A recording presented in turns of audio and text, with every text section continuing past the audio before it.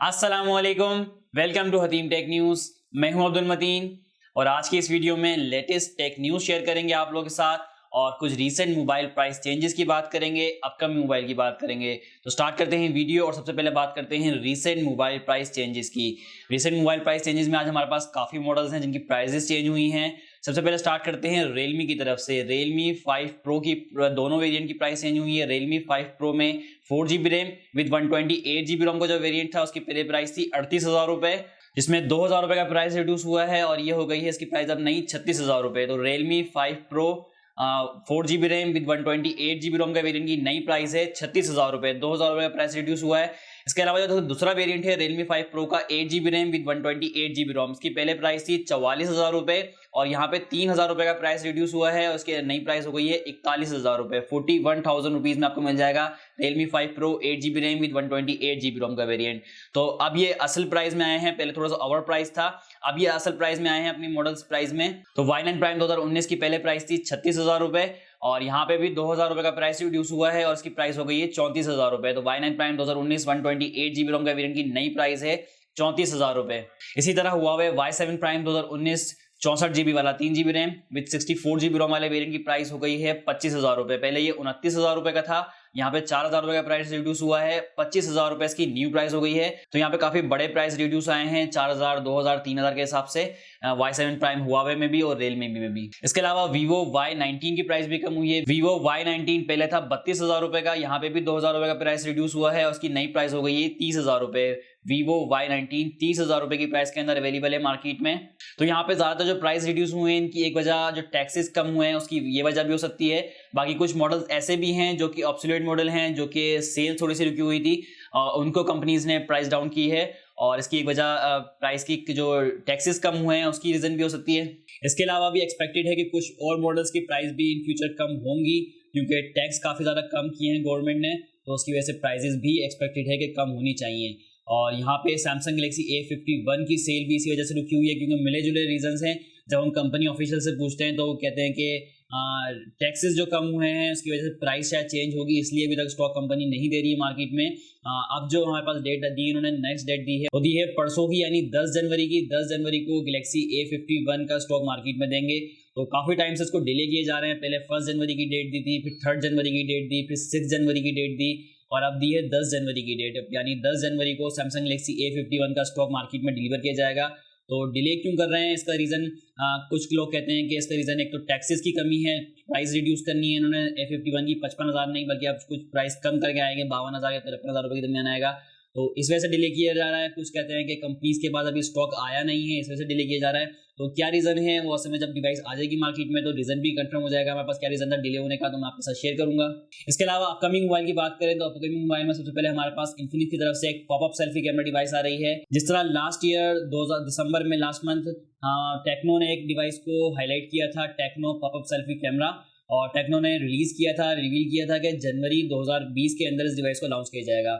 लेकिन उससे पहले यहाँ पे Infinix ने ही एक ऐसी सेम डिवाइस पॉपअप सेल्फी कैमरे वाली के भी ट्रेलर रिलीज कर दिया है और यहाँ पे कुछ पिक्चर्स लीक की हैं जिसमें इन्होंने Infinix ने लगाया है कि coming soon popup selfie camera device. Infinix की तरफ से पॉपअप सेल्फी कैमरा डिवाइस आने वाली है। अभी यहाँ पे कोई स्पेक्स वगैरह रिवील नहीं हुई है या लॉन्च डेट वगैरह रिवील नहीं हुई है, लेकिन अभी तक कंफर्म हो चुका है कि Infinix की तरफ से भी पॉपअप सेल्फी कैमरा डिवाइस आएगी, जनवरी में ही आएगी।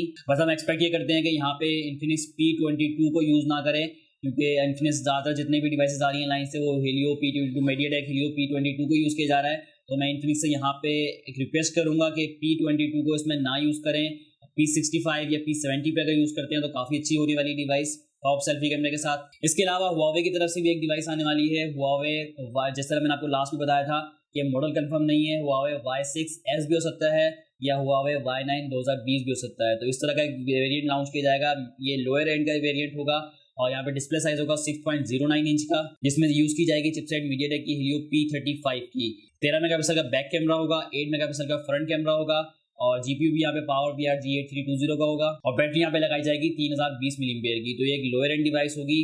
Huawei Y6S के नाम से भी हो सकती है या Huawei Y9 2020 के नाम से भी, नाम अभी कंफर्म नहीं है, लेकिन Y6S की ज़्यादातर इसको रिवील किया जा रहा है कि Y6S के नाम से होगा। इसके अलावा सैमसंग की तरफ से भी एक नई डिवाइसेज आ रही है। सैमसंग हमेशा फैब में अपनी एक नई डिवाइसेज S सीरीज जो है उसका नया वेरिएंट फैब में लॉन्च करता है हमेशा हर साल। तो यहाँ पे भी नेक्स्ट मंथ 12 फ़रवरी को उन्होंने डेट दी है। सैमसंग ने गैलेक्सी एस सीरीज का एक नया मॉडल लॉन्च किया जाएगा, या तो S11 होगा या S20 होगा।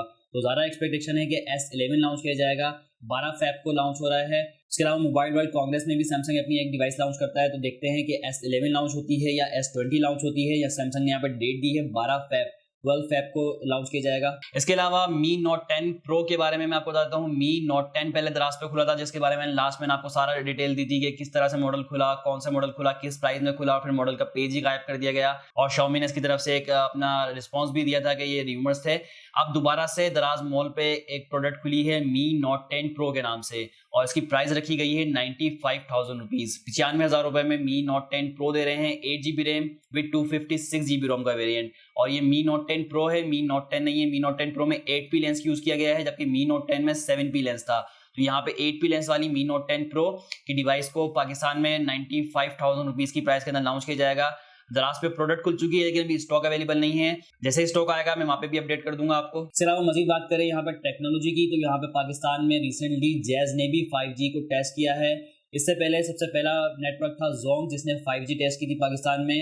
अब दूसरा नेटवर्क बन चुका है जैज, जिसने 5G को नेटवर्क को टेस्ट किया है पाकिस्तान में। यहाँ पे अपलोडिंग स्पीड जो है 66 MB की है, तो ये काफ़ी फास्ट होगा, वाईफाई से भी ज़्यादा फास्ट होने वाली है इसकी सर्विस। डाउनलोडिंग 1.5 GB की डाउनलोडिंग होने वाली है, तो इस काफ़ी ज़बरदस्त स्पीड होगी। देखते हैं पाकिस्तान में कब लॉन्च होती है 5G, लेकिन मेरा नहीं ख्याल कि जल्दी लॉन्च होने वाली है। इसमें तकरीबन 3-4 साल मजीद लगने हैं 5G को पाकिस्तान में ऑफिशियल आते हुए।